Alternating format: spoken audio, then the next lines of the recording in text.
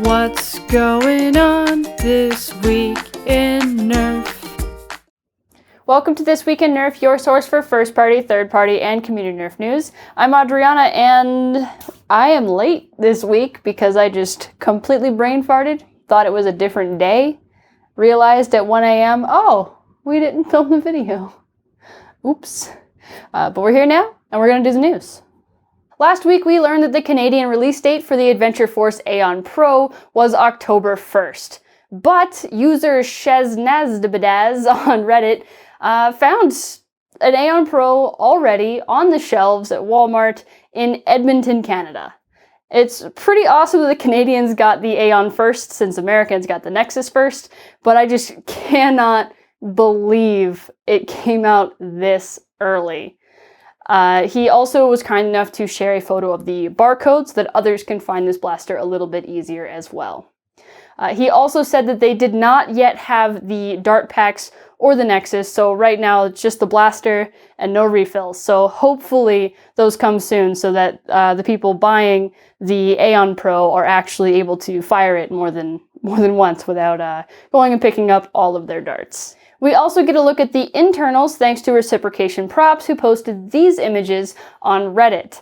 And I think the best thing about these Pro blasters is that they've moved away from bolt sleds. The priming grip directly interfaces with the pusher breech, and pusher breeches are just far superior. The prime still has a little bit of slop in it because that's needed to accommodate the full-length darts as well as the half-length darts. It's got a metal barrel just like the Nexus Pro does, and an identical grip to the Nexus Pro. The plunger tube is pretty big, and I'm not sure what the catch is made out of. Some kind of transparent plastic, possibly polycarb. Hopefully it'll be strong enough for holding back the larger spring loads that we will inevitably be putting into it. All of the springs in the thing are real metal. There's none of those plastic leaf spring things. No solvent weld, no clips. Easy to get into, easy to mod. Not as easy to swap out the spring as the Nexus Pro was, but it's a much more compact blaster. So, trade-offs. Hasbro announced PulseCon, which is a 2-day convention that will be hosted on YouTube on the Hasbro Pulse channel. It'll be live unboxings, 50 new product reveals, and some live stream panels with celebrity guests. I don't think I've seen any names pop up yet, but I'm sure details for that will be coming soon. And Hasbro just has a huge variety of different products and brands that I'm sure there will be something interesting in there for everyone. I'll probably scrub through most of it. And that'll be September 25th and 26th. That Bird Guy 72 on Reddit found a link to the Alpha Strike Infantry Pack on farmandfleet.com. And this pack has 2 new blasters and 2 stingers, which is the Alpha Strike Jolt reskin. The 2 new blasters are the Optic and the Vanguard. And saying new is maybe a bit disingenuous because the Optic is just a Fang with the scope added on. The scope does look cool though, so at least it's a cool same blaster. And the Vanguard looks to be using the core functional part of the Wolf with a body kit slapped on to make it look different. Hasbro is really taking reshells to a whole new level now. They're not just slapping the same internals into different shells. They have made a core blaster with different panels they can install during manufacturing to make a completely new blaster. And the Alpha Strike line is their budget line, so it's definitely the cheapest way to produce blasters. And at least they look cool.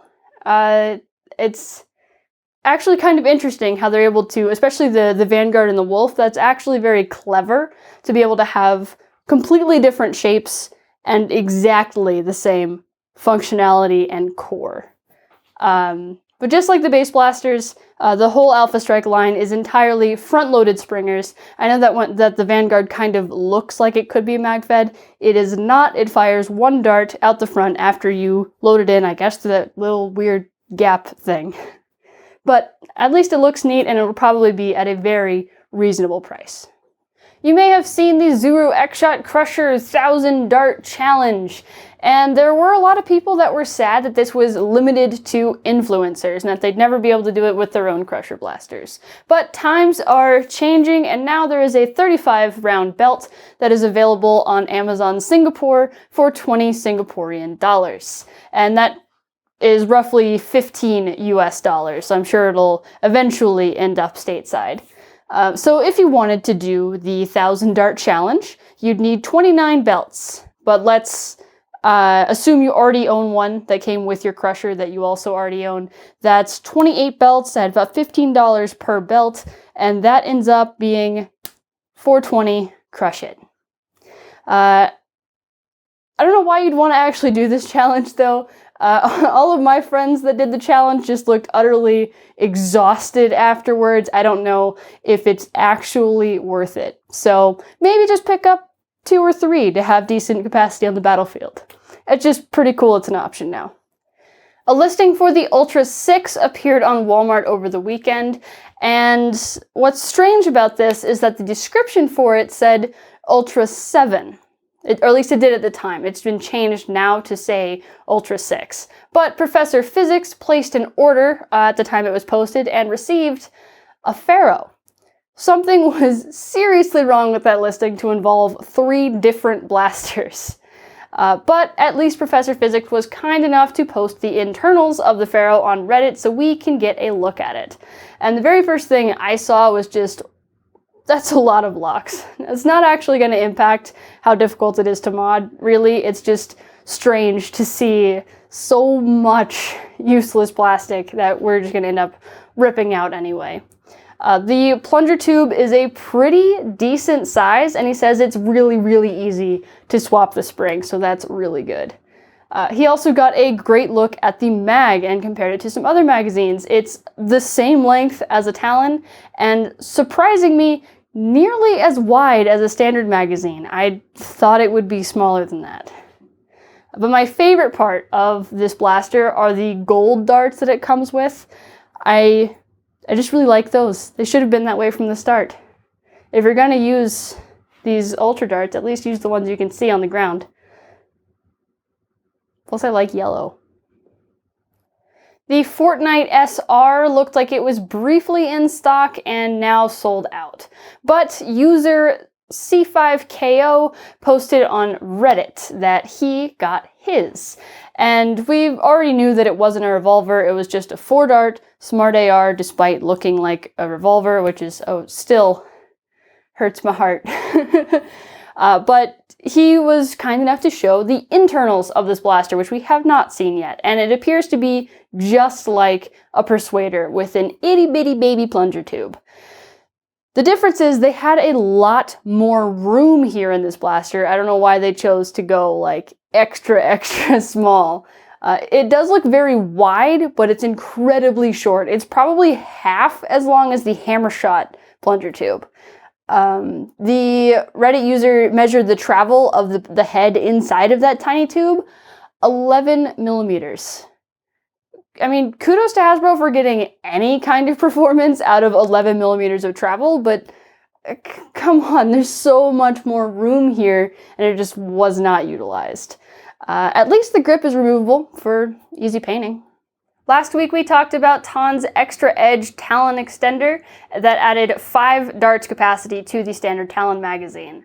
And that has now been answered by Worker, who recently announced their curved half-length Talon mag with 18 dart capacity. It's only 4 centimeters longer than the standard ones, and the Taobao prices are only slightly higher than standard, which is surprising. You get the choice of all of the same colors, so you don't have to make any compromises there. And I think I like that it doesn't look like it has that brushed finish anymore. It's very shiny and has this massive embossed Worker logo on it. And while this isn't official, most Worker magazines you can feed in a few extra darts and you'll be fine. The standard Talon magazines are 15 rounds, but you can fit 17 in there, no problem. If you're a little on the wild side, you can try to squeeze 18 and it kind of works most of the time. For this 18 round magazine, it wouldn't surprise me at all if you could overfill it to 20 with no issues. I don't think I'll be making the switch to the 18 rounds personally. For me, length is going to be an issue for my gear, but this will be great for people who use half lengths for the sole purpose of holding more ammo. The link in the description is to Taobao. I'm sure it'll be in US shops in the next few weeks. And now it's time for the mod of the week, and this week it comes from David Mason with his Dino Attack Dino Striker. And this blaster just looks like it would be a joy to paint. When I saw the base blaster model, it didn't really look like anything interesting, but there are so many little details in the plastic. So you've got the handle wrap, there's clamps everywhere, there's different panels with gaps in between them, and of course the dino scratch. It's just, it really brings out all of those cool little details. And the gauges were a pretty good addition to give the plus and minus buttons that are on the side some kind of meaning. And again, when it's painted this way, all of those little small details just really start to pop out and you can actually see what they are. The flat base shell color just does not do the blaster design justice the way that this does. It's a pretty good job, and thank you for sharing. And that's all the news I have for this week. Thank you so much for watching. As usual, the links to everything I talked about are down in the description, along with the like button, the subscribe button, the bell, all the things you should hit. And Luna says that she is sorry for me for missing the day, but it's okay, because I'll be back next week, Monday, 9 a.m. Pacific, because I'll set an alarm and I'll know what day of the week it is. Thanks for watching, guys. Bye.